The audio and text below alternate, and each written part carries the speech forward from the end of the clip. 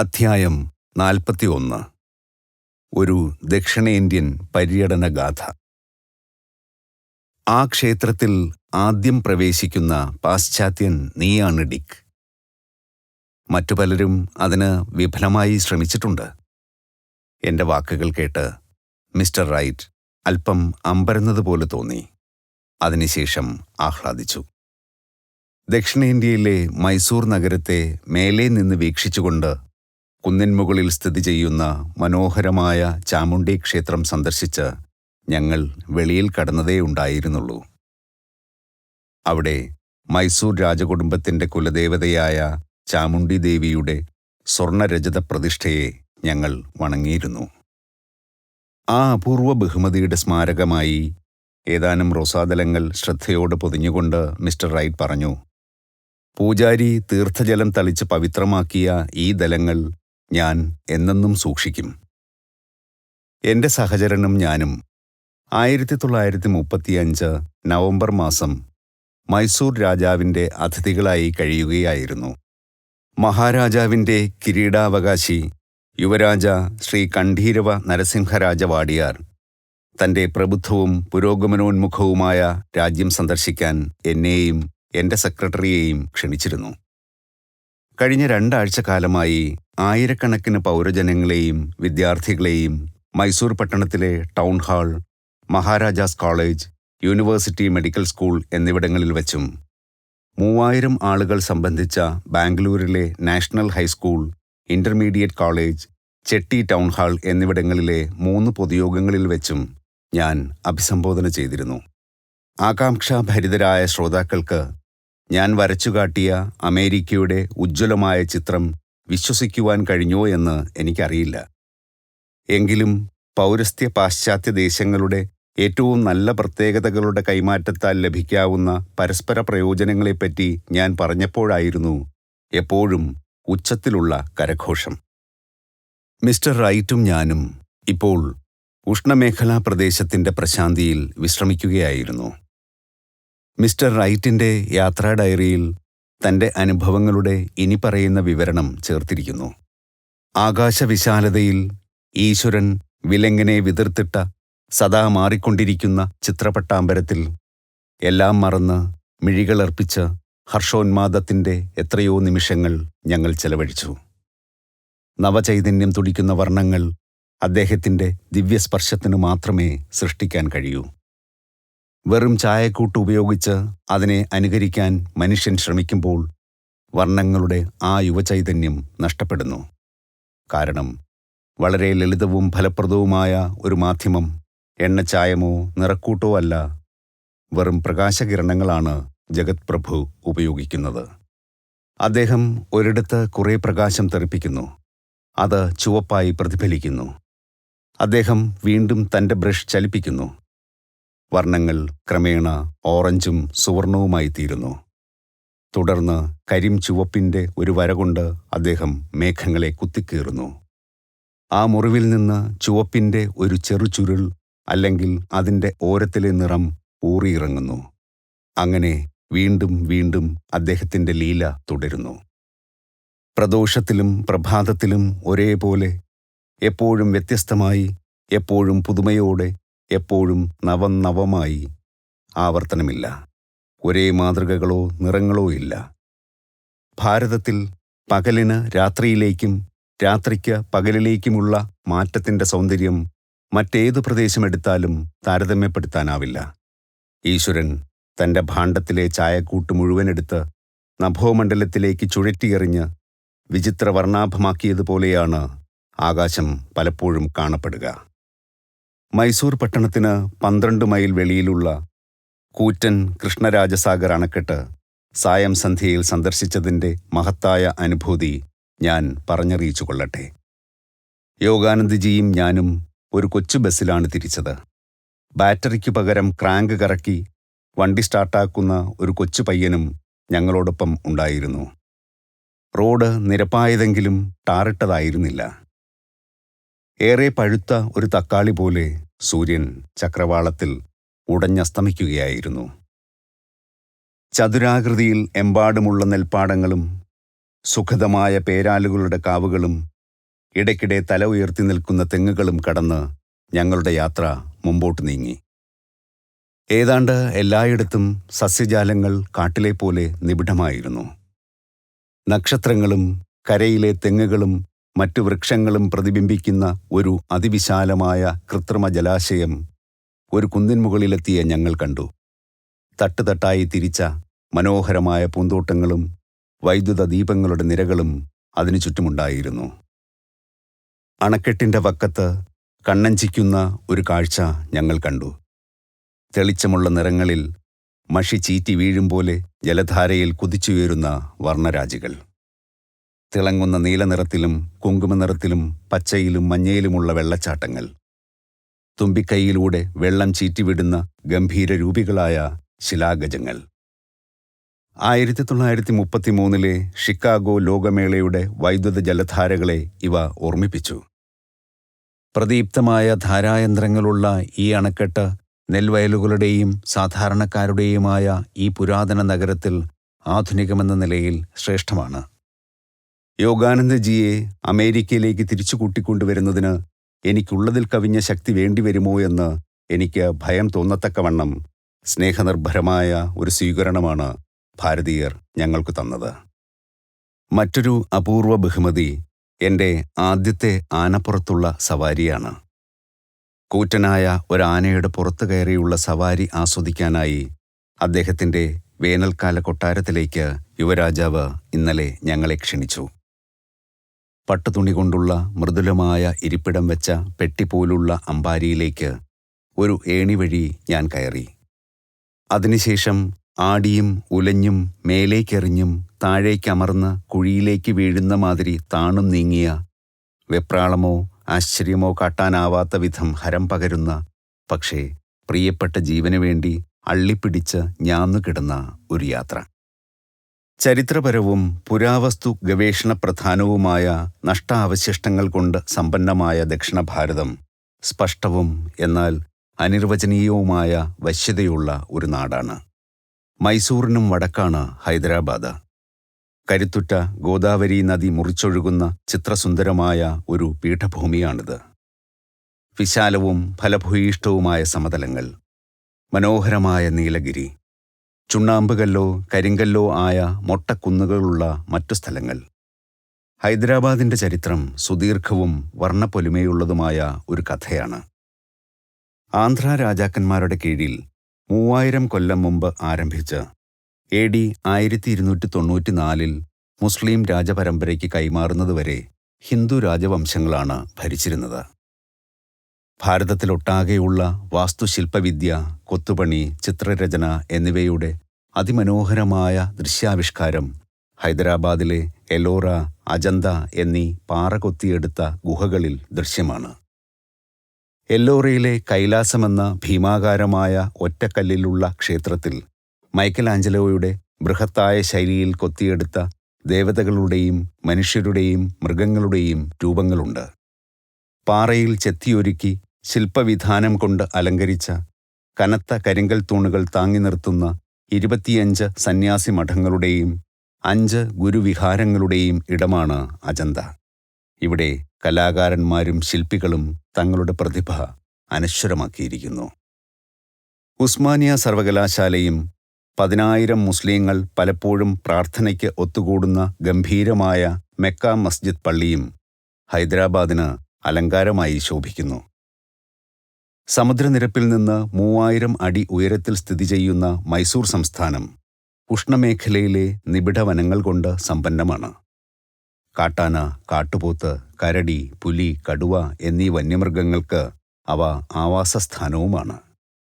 പ്രധാന 2 നഗരങ്ങളായ ബാംഗ്ലൂരും മൈസൂരും വൃത്തിയും വെടിപ്പുമുള്ള അനേകം വിനോദസങ്കേതങ്ങളും പൊതു ഉദ്യാനങ്ങളും കൊണ്ട് ആകർഷകമാണ്. 11 മുതൽ 15-ാം നൂറ്റാണ്ട് വരെ ഹിന്ദു രാജാക്കന്മാരുടെ പരിപോഷണത്തിൽ ഹിന്ദു വാസ്തുവിദ്യയും ശില്പവേലയും അവയുടെ അത്യുത്കൃഷ്ടമായ മികവ് കൈവരിച്ചു. 11-ാം നൂറ്റാണ്ടിൽ രാജ വിഷ്ണുവർദ്ധനന്റെ കാലത്ത് പണിപൂർത്തിയായ ബേലൂരിലെ ക്ഷേത്രം ശ്രേഷ്ഠമായ ഒരു കലാസൃഷ്ടിയാണ്. ഇതിൻ്റെ വിശദാംശങ്ങളിലെ സൗകുമാര്യവും ചൈതന്യധന്യമായ ചിത്രവേലയും അദ്വിതീയമാണ്. വടക്കൻ മൈസൂറിൽ കാണുന്ന ശിലാശാസനങ്ങൾ ക്രിസ്തുവിനു മുമ്പ് 3-ാം ശതകം മുതൽ ഉള്ളവയാണ്. ഭാരതവും അഫ്ഗാനിസ്ഥാനും ബലൂചിസ്ഥാനും ഉൾപ്പെട്ട വിസ്തൃതമായ സാമ്രാജ്യം ഭരിച്ചിരുന്ന അശോക ചക്രവർത്തിയെക്കുറിച്ചുള്ള ഓർമ്മകളിൽ വെളിച്ചം വീശുന്നവയാണ് ഇവ. വിവിധ പ്രാദേശിക ഭാഷകളിൽ ആലേഖനം ചെയ്തിട്ടുള്ള അശോകന്റെ ധർമ്മോപദേശങ്ങൾ അന്നത്തെ പരക്കെയുള്ള സാക്ഷരതയ്ക്ക് തെളിവാണ്. 13-ാം ശിലാശാസനം യുദ്ധങ്ങളെ അപലപിക്കുന്നു. ആത്മീയമല്ലാതുള്ള വിജയങ്ങളെ യഥാർത്ഥ വിജയമായി കണക്കാക്കരുത്. തൻ്റെ പ്രജകളെ ധാർമ്മിക പുരോഗതി നേടിയെടുക്കാൻ സഹായിക്കുന്നതിനെ ആശ്രയിച്ചാണ് ഒരു രാജാവിൻ്റെ യഥാർത്ഥ മഹത്വം ഇരിക്കുന്നതെന്ന് 10-ാം ശിലാശാസനം പ്രഖ്യാപിക്കുന്നു. 11-ാം ശിലാശാസനം യഥാർത്ഥ ദാനം വസ്തുക്കളല്ല, ലോകനന്മ, സത്യത്തിൻ്റെ പ്രചാരണം ആണെന്ന് നിർവചിക്കുന്നു.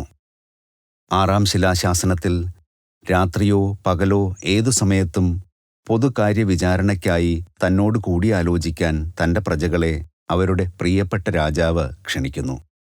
രാജധർമ്മത്തിൻ്റെ സത്യസന്ധമായ പാലനത്തിലൂടെ തൻ്റെ സഹജീവികളായ മനുഷ്യരോടുള്ള കടപ്പാടിൽ നിന്ന് അങ്ങനെ താൻ മോചനം നേടുകയാണെന്ന് അദ്ദേഹം തുടർന്നു പറയുന്നു. ഉഗ്രശാസനനായ ചന്ദ്രഗുപ്ത മൗര്യൻ്റെ പൗത്രനായിരുന്നു അശോകൻ. മഹാനായ അലക്സാണ്ടറുടെ ഭാരതത്തിൽ അവശേഷിപ്പിച്ചിരുന്ന സൈന്യബലത്തെ ചന്ദ്രഗുപ്തൻ നശിപ്പിക്കുകയും ക്രിസ്തുവിനു മുമ്പ് 305-ൽ ആക്രമണത്തിനെത്തിയ സെല്യൂക്കസിന്റെ മാസിഡോണിയൻ സൈന്യത്തെ തോൽപ്പിക്കുകയും ചെയ്തു. അതിനുശേഷം ഗ്രീക്കുകാരുടെ പ്രതിപുരുഷനായ മെഗസ്തനീസിനെ അദ്ദേഹം തൻ്റെ ആസ്ഥാനമായ പാടലീപുത്രത്തിൽ സ്വീകരിച്ചു. തൻ്റെ കാലത്തെ സന്തുഷ്ടവും കർമ്മനിരതവുമായിരുന്ന ഭാരതത്തിൻ്റെ വർണ്ണനകൾ മെഗസ്തനീസ് നമുക്ക് നൽകിയിരിക്കുന്നു. വിജയശ്രീലാളിതനായ ചന്ദ്രഗുപ്തൻ ഭാരതത്തിൻ്റെ ഭരണസാരഥ്യം ക്രിസ്തുവിനു മുമ്പ് 298-ൽ തൻ്റെ മകന് കൈമാറി. ദക്ഷിണ ഭാരതത്തിലേക്ക് യാത്ര ചെയ്ത ചന്ദ്രഗുപ്തൻ തൻ്റെ ജീവിതത്തിൻ്റെ അവസാനത്തെ 12 കൊല്ലം മൈസൂറിലെ ശ്രാവണബലഗോളയിൽ ഒരു ഗുഹയിൽ ഒരു ദരിദ്ര തപസ്വിയായി ആത്മസാക്ഷാത്കാരത്തിനു വേണ്ടി ചെലവഴിച്ചു. ഇത് ഇപ്പോൾ മൈസൂറിലെ ഒരു ക്ഷേത്രമാണ്. ഗോമതേശ്വരന് ശ്രദ്ധാഞ്ജലി അർപ്പിക്കാൻ AD 983-ൽ അതിബൃഹത്തായ ഒരു പാറക്കെട്ടിൽ ജൈനന്മാർ കൊത്തിയെടുത്ത ലോകത്തിലെ ഏറ്റവും വലിയ ഒറ്റക്കൽ പ്രതിമയുടെ പേരിലും ഈ സ്ഥലം ഊറ്റം കൊള്ളുന്നു. ഭാരതത്തിലേക്ക് അലക്സാണ്ടറുടെ സാഹസിക യാത്രയിൽ അദ്ദേഹത്തെ അനുഗമിക്കുകയോ പിന്നീടെത്തുകയോ ചെയ്ത യവന ചരിത്രകാരന്മാരും മറ്റു പലരും രസകരമായ പല കഥകളും കൃത്യമായി രേഖപ്പെടുത്തിയിട്ടുണ്ട്. ആറിയൻ, ഡിയോഡോറസ്, പ്ലൂട്ടാർക്ക്, ഭൂമിശാസ്ത്രജ്ഞനായ സ്ട്രാബോ എന്നിവരുടെ വിവരണങ്ങൾ ഡോക്ടർ JW മക്രൻഡിൽ വിവർത്തനം ചെയ്തിട്ടുണ്ട്. ഇവ പുരാതന ഭാരതത്തിനുമേൽ പ്രകാശധാര പൊഴിക്കുന്നു. അലക്സാണ്ടറുടെ വിജയകരമല്ലാതിരുന്ന ആക്രമണത്തിൻ്റെ ഏറ്റവും മതിപ്പുളവാക്കുന്ന പ്രത്യേകത ഹൈന്ദവ ദർശനങ്ങളിലും താൻ ഇടയ്ക്കിടെ കണ്ടുമുട്ടിയിരുന്ന യോഗികളിലും പുണ്യപുരുഷന്മാരിലും അദ്ദേഹം കാട്ടിയ അഗാധമായ താൽപ്പര്യമായിരുന്നു. അവരോടൊത്തുള്ള സത്സംഗം അദ്ദേഹം ആകാംക്ഷയോടെ തേടിയിരുന്നു. വടക്കേ ഇന്ത്യയിലെ തക്ഷശിലയിൽ ആ പാശ്ചാത്യ യോദ്ധാവെത്തി അധികം താമസിയാതെ യവനദാർശനികൻ ഡയോജനീസിന്റെ ശിഷ്യനായ ഒനീസിക്രിത്തോസിനെ തക്ഷശിലയിലെ മഹാനായ സന്യാസി ദണ്ഡാമിസിനെ കൂട്ടിക്കൊണ്ടുവരുവാൻ പറഞ്ഞയച്ചു. ബ്രാഹ്മണഗുരു, അങ്ങേക്ക് മംഗളം. കാട്ടിലെ ആശ്രമത്തിലെത്തിയിട്ട് ഒനീസിക്രിത്തോസ് ദണ്ഡാമിസിനോട് പറഞ്ഞു, ശക്തനായ CS ദേവന്റെ മകനും എല്ലാ മനുഷ്യരുടെയും പ്രഭുവുമായ അലക്സാണ്ടർ അദ്ദേഹത്തിൻ്റെ അടുത്തേക്ക് ചെല്ലാൻ അങ്ങയോട് ആവശ്യപ്പെടുന്നു. വഴങ്ങിയാൽ അദ്ദേഹം നിരവധി സമ്മാനങ്ങൾ അങ്ങയ്ക്ക് നൽകും. വിസമ്മതിച്ചാൽ അദ്ദേഹം നിങ്ങളുടെ തല വെട്ടിക്കളയും. ഏറെക്കുറെ കർക്കശമായ ഈ ക്ഷണം യോഗീന്ദ്രൻ ശാന്തനായി കേട്ടു. എങ്കിലും ഇലകൾ കൊണ്ടുള്ള ഇരിപ്പിടത്തിലിരുന്ന അദ്ദേഹം തല ഒന്ന് ഉയർത്തി നോക്കാൻ പോലും കൂട്ടാക്കിയില്ല. അലക്സാണ്ടർ CS-ന്റെ പുത്രനാണെങ്കിൽ ഞാനും CS-ന്റെ ഒരു പുത്രനാണ്, അദ്ദേഹം അഭിപ്രായപ്പെട്ടു.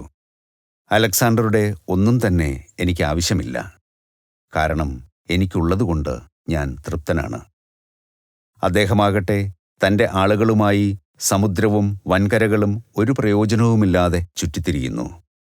തൻ്റെ അലച്ചിലിൻ്റെ അവസാനം ഒട്ടെത്തുന്നുമില്ല. പോകൂ, അലക്സാണ്ടറോട് പറയൂ, ധിക്കാരത്തോടെ ചെയ്യുന്ന തെറ്റുകളുടെ കർത്താവല്ല രാജാധിരാജനായ ഈശ്വരൻ. മറിച്ച് അദ്ദേഹം പ്രകാശം, ശാന്തി, ജീവൻ, ജലം, മനുഷ്യശരീരം, ആത്മാക്കൾ എന്നിവയുടെ സൃഷ്ടാവാണെന്ന്. മരണം അവരെ സ്വതന്ത്രരാക്കുമ്പോൾ അദ്ദേഹം എല്ലാ മനുഷ്യരെയും സ്വീകരിക്കും. കാരണം അവർ അപ്പോൾ രോഗമെന്ന തിന്മയ്ക്ക് വിധേയരല്ല. നരമേധത്തെ വെറുക്കുന്ന, യുദ്ധത്തിന് പ്രേരിപ്പിക്കാത്ത ഒരേ ഒരു ഈശ്വരനാണ് എൻ്റെ ആരാധനാപാത്രം. അലക്സാണ്ടർ ദൈവമൊന്നുമല്ല, കാരണം മരണം അവനുമുണ്ടാകും. ആ ഋഷിശ്രേഷ്ഠൻ അക്ഷോഭ്യമായ പരിഹാസത്തോടെ പറഞ്ഞു, സാർവലൗകികമായ ആന്തരിക സാമ്രാജ്യ സിംഹാസനത്തിൽ ഇനിയും ഇരിപ്പുറപ്പിച്ചിട്ടില്ലാത്ത അയാളെപ്പോലെ ഒരാൾക്ക് ലോകത്തിൻ്റെ നായകനാകാൻ എങ്ങനെ കഴിയും? അദ്ദേഹം ഇതുവരെ യമലോകത്ത് ജീവനോടെ കടന്നു ചെന്നിട്ടില്ലെന്ന് മാത്രമല്ല, ഈ ലോകത്തിലെ വിശാലമായ പ്രദേശങ്ങൾക്ക് മീതെയുള്ള സൂര്യന്റെ ഗതി പോലും അയാൾ അറിയുന്നില്ല. മിക്ക രാജ്യങ്ങളും അദ്ദേഹത്തിൻ്റെ പേര് ഒന്ന് കേൾക്കുക പോലും ചെയ്തിട്ടില്ല.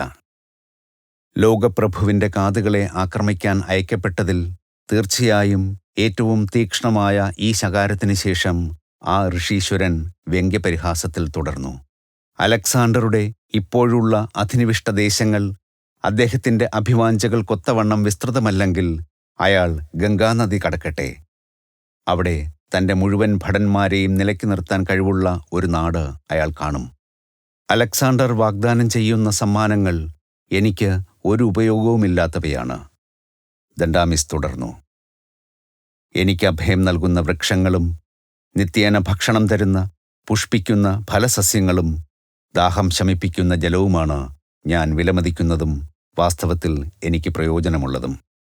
ഉത്കണ്ഠാകുലമായ ചിന്തയോടെ ശേഖരിച്ചു കൂട്ടിവെക്കുന്ന സമ്പാദ്യങ്ങൾ ഉടമസ്ഥന് വിനാശകാരിയായി തീരുകയാണ് പതിവ്. അജ്ഞാനികളെയെല്ലാം ബാധിക്കുന്ന ദുഃഖവും ക്ലേശവും മാത്രമാണ് അവ ഉണ്ടാക്കുന്നത്. ഞാനാണെങ്കിൽ കാട്ടിലെ ഇലകളിൽ കിടക്കുന്നു. ഒന്നും കാത്തു സൂക്ഷിക്കാനില്ലാത്തതിനാൽ ശാന്തമായ ഉറക്കത്തിൽ കണ്ണുപൂട്ടുന്നു. എന്നാൽ ലൗകികമായി വിലപിടിപ്പുള്ള എന്തെങ്കിലും എനിക്കുണ്ടായിരുന്നെങ്കിൽ ആ ഭാരം എൻ്റെ ഉറക്കത്തെ തുരത്തുമായിരുന്നു. ഒരമ്മ തൻ്റെ കുഞ്ഞിന് പാലു നൽകുന്നത് പോലെ ഭൂമി എനിക്ക് ആവശ്യമുള്ളതെല്ലാം തരുന്നു. ലൗകിക ക്ലേശങ്ങൾ അലട്ടാതെ എനിക്ക് ഇഷ്ടമുള്ളിടത്ത് ഞാൻ പോകുന്നു. അലക്സാണ്ടർ എൻ്റെ തല വെട്ടിക്കളഞ്ഞെന്നിരിക്കട്ടെ, എങ്കിലും അദ്ദേഹത്തിന് എൻ്റെ ആത്മാവിനെ കൂടി നശിപ്പിക്കുവാൻ കഴിയുകയില്ല. അപ്പോൾ നിശബ്ദമായി തീരുന്ന എൻ്റെ തലയും കീറിയ വസ്ത്രം പോലുള്ള ശരീരവും അവയുടെ മൂലഘടകങ്ങൾ എവിടെ നിന്നാണോ വന്നത് ആ ഭൂമിയിൽ അവശേഷിക്കും. അപ്പോൾ ഞാൻ ആത്മാവായി ഈശ്വരനിലേക്ക് ഉയരും. ഭൂമിയിൽ കഴിയുമ്പോൾ അദ്ദേഹത്തിൻ്റെ ശാസനകൾക്ക് വിധേയരായി നാം ജീവിക്കുമോ എന്നറിയാൻ വേണ്ടിയാണ് ഈശ്വരൻ നമ്മെ മാംസനിബദ്ധമായ കൂട്ടിലടച്ച് ഭൂമുഖത്ത് വിട്ടത്. നാം തിരിച്ചു പോകുമ്പോൾ നമ്മുടെ ജീവിതത്തിൻ്റെ ഒരു കണക്ക് നമ്മോട് ചോദിക്കുന്നതും അദ്ദേഹം തന്നെയാണ്. എല്ലാ തെറ്റുകൾക്കും വിധികർത്താവ് അദ്ദേഹമാണ്. പീഡിതരുടെ കഠിനവേദനയുടെ ദീനരോദനങ്ങൾ പീഡിപ്പിക്കുന്നവന് ശിക്ഷ വിധിക്കുന്നു. അലക്സാണ്ടർ ധനമോഹികളെയും മരണത്തെ ഭയപ്പെടുന്നവരെയും തൻ്റെ ഭീഷണികൾ കൊണ്ട് ഭയഭീതരാക്കട്ടെ. ബ്രാഹ്മണർക്കെതിരെ അദ്ദേഹത്തിൻ്റെ ആയുധങ്ങൾ ബലഹീനമാണ്. ഞങ്ങൾ ധനം മോഹിക്കുകയോ മരണം ഭയക്കുകയോ ചെയ്യുന്നില്ല. പോയി അലക്സാണ്ടറോട് പറയൂ, ദണ്ഡാമിസിന് നിങ്ങളുടെ യാതൊന്നും ആവശ്യമില്ല. അതുകൊണ്ട് നിങ്ങളുടെ അടുത്തേക്ക് വരികയുമില്ല. ദണ്ഡാമിസിൽ നിന്ന് നിങ്ങൾക്കെന്തെങ്കിലും വേണമെങ്കിൽ നിങ്ങൾ അയാളുടെ അടുത്തേക്ക് വരിക. ഒനീസിക്രിത്തോസ് സന്ദേശം യഥാവിധി അറിയിച്ചു. അലക്സാണ്ടർ അതീവ ശ്രദ്ധയോടെ കേട്ടു. വൃദ്ധനും നഗ്നനുമായ ദണ്ഡാമിസിനെ കാണാൻ അദ്ദേഹത്തിന് മുമ്പത്തേക്കാൾ കൂടുതൽ ശക്തമായ ആഗ്രഹം തോന്നി. അനേകം രാജ്യങ്ങൾ വെന്ന അലക്സാണ്ടർക്ക് താൻ അടിയറവു പറഞ്ഞ പ്രതിയോഗിയെ അദ്ദേഹത്തിൽ മാത്രമാണ് കാണാൻ കഴിഞ്ഞത്. ദാർശനിക പ്രശ്നങ്ങൾക്ക് സാരഗർഭമായ ഉത്തരങ്ങൾ നൽകുന്നതിന് സമർത്ഥരെന്ന് പ്രസിദ്ധരായ ധാരാളം ബ്രാഹ്മണ തപസ്വികളെ അലക്സാണ്ടർ തക്ഷശിലയിലേക്ക് ക്ഷണിച്ചു. വാക്കുകൾ കൊണ്ടുള്ള ഇത്തരം ഒരു വക്കാണത്തിന്റെ വിവരണം പ്ലൂട്ടാർക്ക് നൽകുന്നു. അലക്സാണ്ടർ തന്നെയാണ് ചോദ്യങ്ങൾ എല്ലാം രൂപപ്പെടുത്തിയത്. എണ്ണത്തിൽ കൂടുതൽ ആരാണ്? ജീവിച്ചിരിക്കുന്നവരോ മരിച്ചവരോ? ജീവിച്ചിരിക്കുന്നവർ. കാരണം മരിച്ചവർ ഇല്ലല്ലോ. ഏതാണ് കൂടുതൽ വലിയ ജന്തുക്കളെ സൃഷ്ടിക്കുന്നത്? കടലോ കരയോ? കര. കാരണം കടൽ കരയുടെ ഒരു ഭാഗം മാത്രമാണ്. ജന്തുക്കളിൽ ഏറ്റവും സാമർഥ്യമുള്ളത് ഏതാണ്? മനുഷ്യന് ഇനിയും പരിചിതമല്ലാത്തത് ഏതോ അത്. അറിയാത്തതിനെ മനുഷ്യൻ ഭയക്കുന്നു. ഏതാണ് ആദ്യം നിലവിൽ വന്നത്? പകലോ രാത്രിയോ? പകൽ. ആദ്യമായി ഉണ്ടായ ഒരു പകൽ കൊണ്ട്.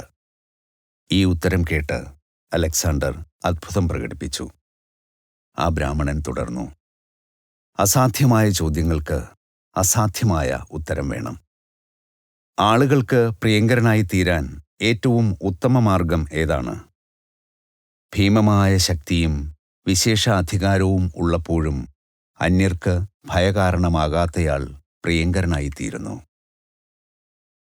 എങ്ങനെ ഒരു മനുഷ്യന് ഈശ്വരനാകാൻ കഴിയും? ഒരു മനുഷ്യന് ചെയ്യാനാവാത്തത് ചെയ്യുന്നതുകൊണ്ട്. ഏതാണ് കൂടുതൽ ശക്തം, ജീവിതമോ മരണമോ? ജീവിതം. കാരണം അത് എത്രയോ തിന്മകളെ താങ്ങുന്നു. ഭാരതത്തിൽ നിന്ന് ഒരു യഥാർത്ഥ യോഗിയെ തൻ്റെ ഗുരുവായി കൊണ്ടുപോകാൻ അലക്സാണ്ടർക്ക് കഴിഞ്ഞു. ഇദ്ദേഹമായിരുന്നു കാലനോസ് എന്ന് യവനന്മാർ വിളിച്ച കല്യാണ സ്വാമി സ്ഫൈൻസ്. ഈ താപസൻ അലക്സാണ്ടറോടൊപ്പം പേർഷ്യയിൽ പോയി. മുൻകൂട്ടി പറഞ്ഞിരുന്ന ദിവസം പേർഷ്യയിൽ സൂസ എന്ന സ്ഥലത്ത് യവന സൈന്യത്തിൻ്റെ കൺമുമ്പിൽ വച്ച് ഒരു ചിതയിൽ പ്രവേശിച്ച് കാലനോസ് തൻ്റെ വൃദ്ധശരീരം ത്യജിച്ചു. വേദനയെയോ മരണത്തെയോ ആ യോഗി ഭയപ്പെട്ടില്ല എന്ന് ബോധ്യമായ ഭടന്മാരുടെ അത്ഭുതം ചരിത്രകാരന്മാർ രേഖപ്പെടുത്തുന്നു. തീനാളങ്ങൾ തൻ്റെ ശരീരത്തെ ഇരയാക്കിക്കൊണ്ടിരുന്നപ്പോൾ അദ്ദേഹം തൻ്റെ ഇരിപ്പിടത്തിൽ നിന്ന് ഒന്നനങ്ങിയതുപോലുമില്ല. ചിതയിലേക്ക് തിരിക്കുന്നതിനു മുമ്പായി അദ്ദേഹം തൻ്റെ അനേകം സഹചാരികളെ ആശ്ലേഷിച്ചിരുന്നു. പക്ഷേ അലക്സാണ്ടറോട് വിട പറയുവാൻ കൂട്ടാക്കിയില്ല. ആ ഹിന്ദു ഋഷിവര്യൻ അദ്ദേഹത്തോട് ഇത്രമാത്രം പറഞ്ഞു, ബാബിലോണിൽ വച്ച് ഞാൻ നിന്നെ പിന്നീട് കണ്ടുകൊള്ളാം. പേർഷ്യ വിട്ട് 1 വർഷം കഴിഞ്ഞ് അലക്സാണ്ടർ ബാബിലോണിൽ വച്ച് മൃതിയടഞ്ഞു. താൻ ജീവിതത്തിലും മരണത്തിലും അലക്സാണ്ടറോടൊത്തുണ്ടായിരിക്കുമെന്നാണ് ആ പ്രവചനം കൊണ്ട് ആ ഭാരതീയ ഗുരുനാഥൻ അർത്ഥമാക്കിയത്. ഭാരതീയ ജനസമൂഹത്തെപ്പറ്റി മിഴിവുറ്റതും ആവേശജനകവുമായ ധാരാളം ചിത്രങ്ങൾ ഗ്രീക്ക് ചരിത്രകാരന്മാർ നമുക്ക് നൽകിയിട്ടുണ്ട്. ഹൈന്ദവ നിയമങ്ങൾ ജനങ്ങളെ സംരക്ഷിക്കുന്നുവെന്നും അവരിൽ ആരും തന്നെ യാതൊരു പരിതസ്ഥിതിയിലും ഒരു അടിമ ആയിക്കൂടാ, എന്നാൽ സ്വാതന്ത്ര്യം സ്വയം അനുഭവിക്കുന്ന അവർ സ്വാതന്ത്ര്യത്തിന് എല്ലാവർക്കുമുള്ള തുല്യ അവകാശത്തെ മാനിക്കണമെന്ന് അനുശാസിക്കുന്നുവെന്നും ആര്യൻ നമ്മോട് പറയുന്നു. മറ്റൊരു പ്രസക്ത ഭാഗം ഇങ്ങനെ പ്രസ്താവിക്കുന്നു: ഭാരതീയർ പണം അമിത പലിശയ്ക്ക് കൊടുക്കുകയോ കടം വാങ്ങേണ്ടതെങ്ങനെയെന്ന് അറിയുകയോ ചെയ്യുന്നില്ല. പരദ്രോഹം ഏൽക്കുകയോ ഏൽപ്പിക്കുകയോ ഭാരതീയരുടെ വ്യവസ്ഥാപിത രീതിക്ക് വിപരീതമായതിനാൽ അവർ ഉടമ്പടികൾ ചെയ്യുകയോ ജാമ്യം ആവശ്യപ്പെടുകയോ ഇല്ല. രോഗചികിത്സ ലഘുവും സ്വാഭാവികവുമായ മാർഗങ്ങളിലൂടെയായിരുന്നുവെന്ന് പറയുന്നു. രോഗവിമോചനം വരുത്തിയിരുന്നത് ഏറെയും ആഹാരം ക്രമീകരിച്ചാണ്, അല്ലാതെ മരുന്നുകൾ കൊണ്ടല്ല. ലേപനങ്ങളും വച്ചുകെട്ടിൻ്റെ കുറുകിയ മിശ്രിതങ്ങളുമാണ് ഏറ്റവും അധികം വിലമതിക്കുന്ന ശമനമാർഗങ്ങൾ. മറ്റെല്ലാം വലിയ ഒരളവിൽ വിനാശകരമാണെന്ന് കരുതപ്പെടുന്നു. യുദ്ധത്തിൽ ഏർപ്പെടുക ക്ഷത്രിയർക്ക് മാത്രമായി പരിമിതപ്പെടുത്തിയിരുന്നു. സ്വന്തം ഭൂമിയിൽ കൃഷിപ്പണിയിൽ ഏർപ്പെട്ടിരിക്കുന്ന ഗൃഹസ്ഥനെ കണ്ണിൽപ്പെട്ടാൽ ഒരു ശത്രു ഉപദ്രവിക്കുകയില്ല. എന്തെന്നാൽ ഈ വർഗത്തിൽപ്പെട്ടവർ പൊതുജനങ്ങൾക്ക് ഉപകാരികളാണെന്ന് കരുതപ്പെട്ടിരുന്നു. അവർ എല്ലാ പീഡനങ്ങളിൽ നിന്നും പരിരക്ഷിക്കപ്പെട്ടിരുന്നു. അങ്ങനെ ഭൂമി നശിച്ച് നാനാവിധമാകുന്നില്ല. അത് കനത്ത വിള ഉൽപ്പാദിപ്പിക്കുന്നു. ജീവിതം ആസ്വാദ്യകരമാക്കാൻ വേണ്ട വക ഭൂമി ജനങ്ങൾക്ക് നൽകുന്നു. മൈസൂറിൽ എവിടെയും കാണാവുന്ന ക്ഷേത്രങ്ങൾ ദക്ഷിണ ഭാരതത്തിലെ എത്രയോ മഹാന്മാരായ മഹർഷിമാരുടെ നിത്യസ്മാരകങ്ങളാണ്. ഈ സിദ്ധരിൽ ഒരാളായ തായ്മാനവർ ഇനി പറയുന്ന വെല്ലുവിളിയുടെ കവിത നമുക്ക് കൈമാറിയിരിക്കുന്നു.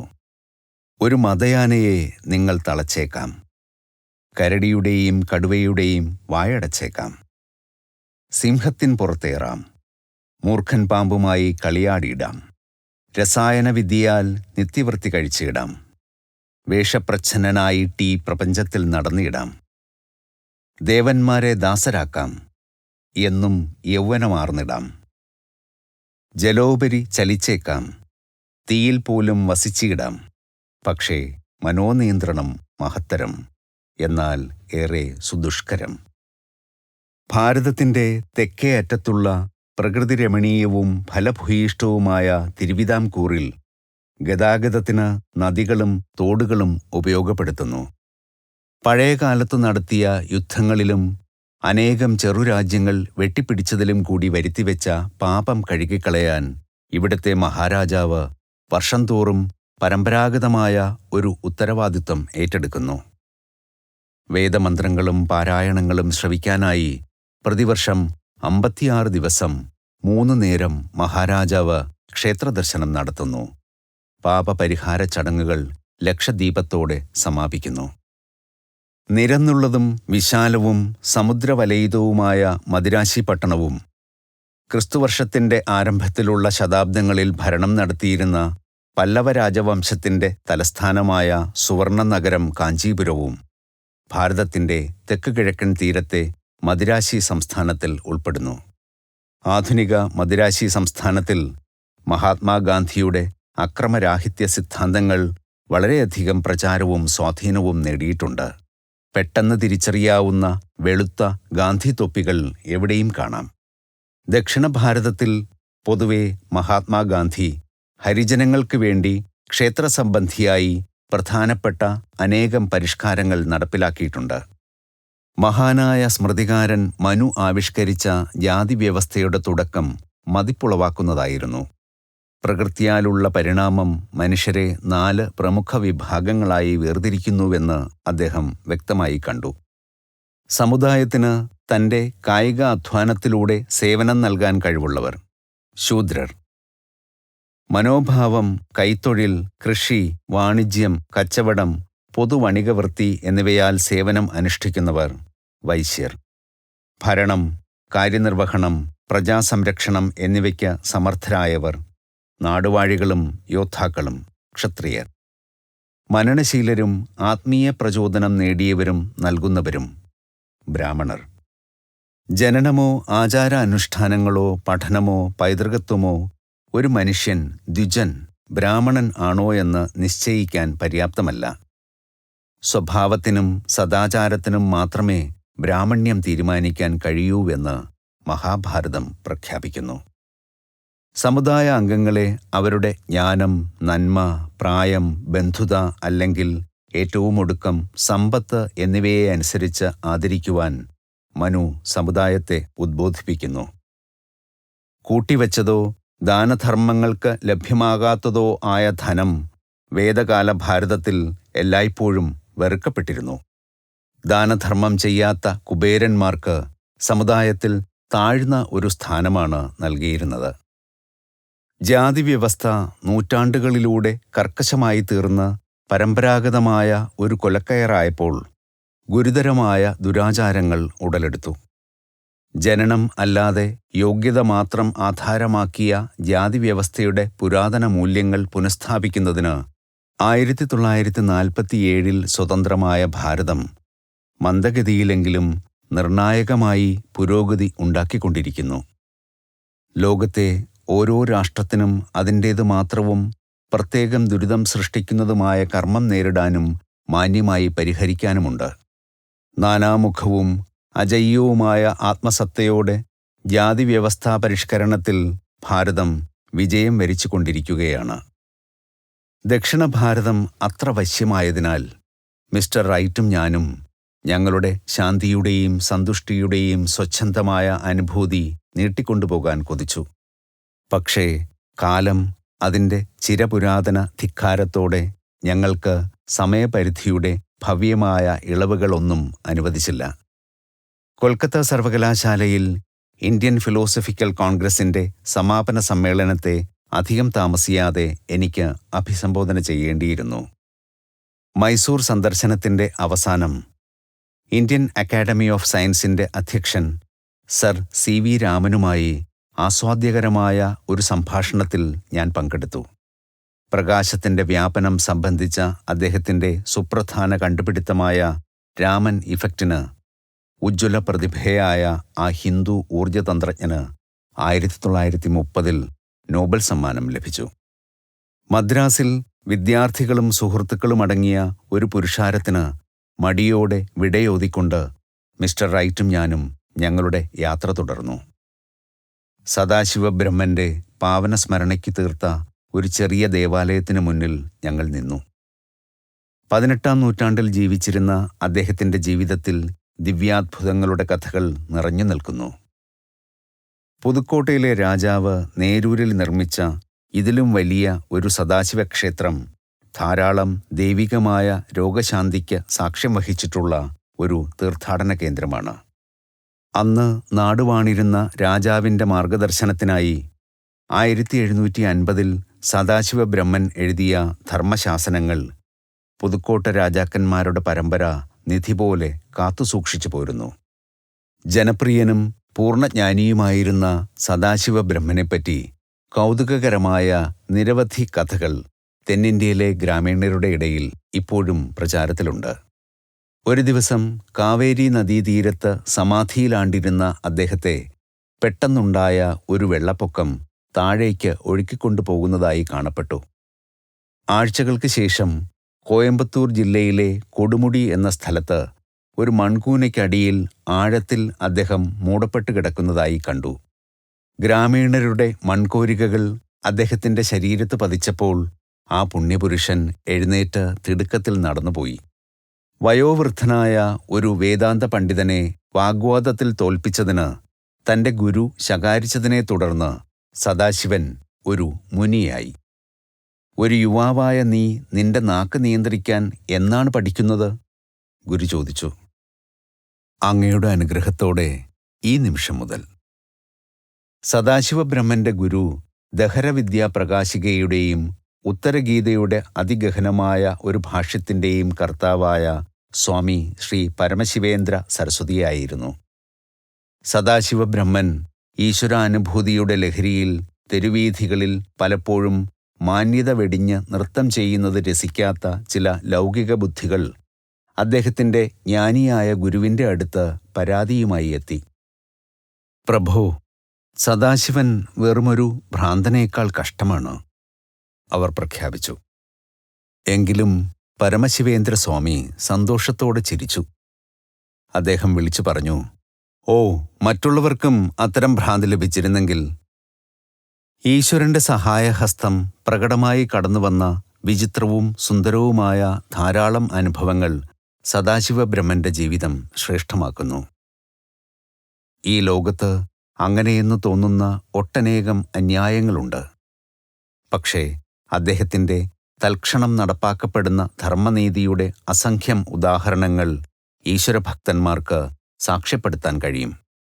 ഒരു രാത്രി ധനികനായ ഒരു ഗൃഹസ്ഥന്റെ ധാന്യപുരയുടെ അടുത്തായി സദാശിവബ്രഹ്മൻ സമാധിയിൽ മഗ്നനായി തങ്ങി. മോഷ്ടാക്കളെ കാത്തുനിന്നിരുന്ന 3 ജോലിക്കാർ ആ താപസേന്ദ്രനെ അടിക്കാൻ വടിയോങ്ങി. അതാ അവരുടെ കരങ്ങൾ നിശ്ചലമായി. പ്രഭാതത്തിൽ സദാശിവബ്രഹ്മൻ പോകുന്നതുവരെ കൈകൾ ഉയർത്തിപ്പിടിച്ച പ്രതിമകൾ പോലെ ഒരു അപൂർവ നിശ്ചല ദൃശ്യമായി അവർ നിന്നു. മറ്റൊരവസരത്തിൽ തൻ്റെ ജോലിക്കാരെക്കൊണ്ട് വിറക് ചുമപ്പിച്ച് ആ വഴി കടന്നുപോയ ഒരു മേലാളൻ മഹാനായ ആ ആചാര്യനെ അപമര്യാദയായി നിർബന്ധിച്ച് ആ ജോലി ചെയ്യിച്ചു. നിശബ്ദനായ ആ പുണ്യാത്മാവ് എളിമയോടെ ആ ഭാരം ലക്ഷ്യസ്ഥാനത്ത് എത്തിച്ചിട്ട് അതിനെ വലിയ ഒരടുക്ക് വിറകിൻ്റെ മുകളിൽ വച്ചു. ഉടനെ തന്നെ ആ കൂമ്പാരത്തിന് മുഴുവനും തീപിടിച്ച് ആളിക്കത്തി. ത്രൈലംഗസ്വാമിയെപ്പോലെ സദാശിവബ്രഹ്മനും വസ്ത്രം ധരിച്ചിരുന്നില്ല.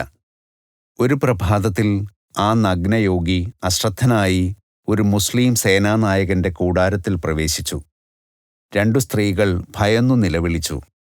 ആ പടയാളി കലിതുള്ളി തന്റെ വാൾ കൊണ്ട് സദാശിവനെ ആഞ്ഞുവെട്ടി.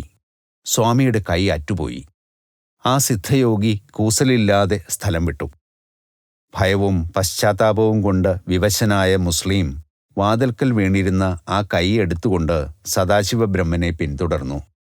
അറ്റ കൈയുടെ രക്തമൊഴുകിക്കൊണ്ടിരുന്ന ഭാഗത്ത് തന്റെ മുറിഞ്ഞുപോയ കൈ ആ യോഗി ശാന്തനായി തിരുകി.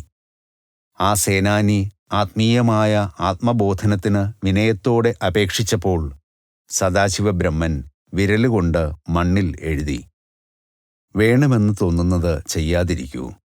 അപ്പോൾ നിനക്ക് ഇഷ്ടമുള്ളത് ചെയ്യാം. വിമലീകൃതമായ മാനസികാവസ്ഥയിലേക്ക് ആ മുസ്ലിം ഉയർത്തപ്പെട്ടു. അഹന്തയെ കീഴ്പ്പെടുത്തിക്കൊണ്ട് ആത്മീയ സ്വാതന്ത്ര്യത്തിലേക്ക് എത്താനുള്ള മാർഗമാണ് പ്രത്യക്ഷത്തിൽ അയുക്തികമായ ആ ഉപദേശമെന്ന് അയാൾ മനസ്സിലാക്കുകയും ചെയ്തു.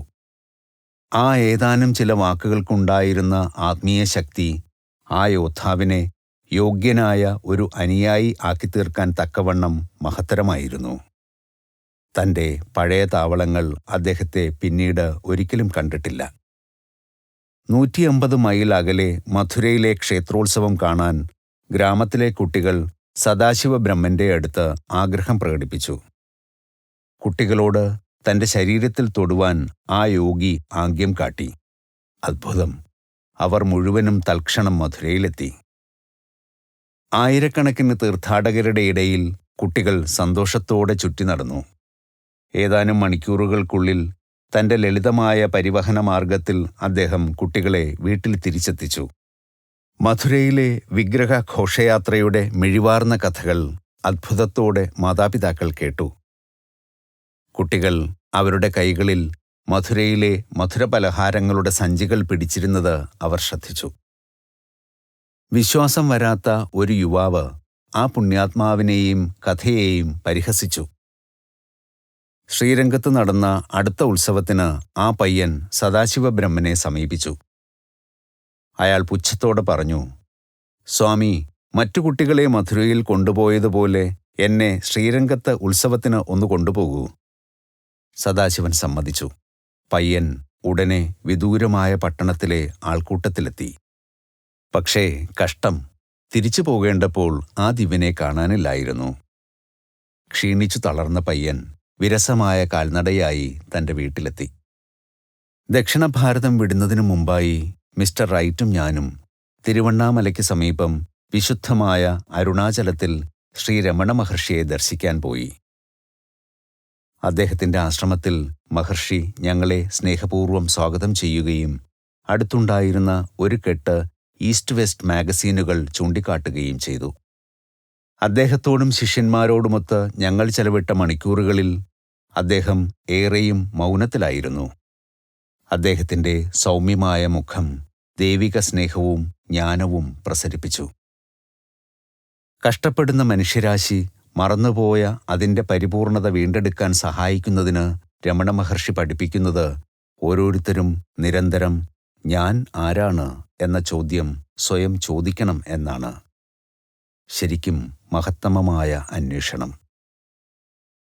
മറ്റെല്ലാ ചിന്തകളുടെയും കർശനമായ നിരാസം കൊണ്ട് യഥാർത്ഥ സ്വത്വത്തിലേക്ക് കൂടുതൽ കൂടുതൽ ആഴത്തിൽ സ്വയം ഇറങ്ങിച്ചെല്ലുന്നതായി ഭക്തൻ വേഗത്തിൽ മനസ്സിലാക്കുന്നു.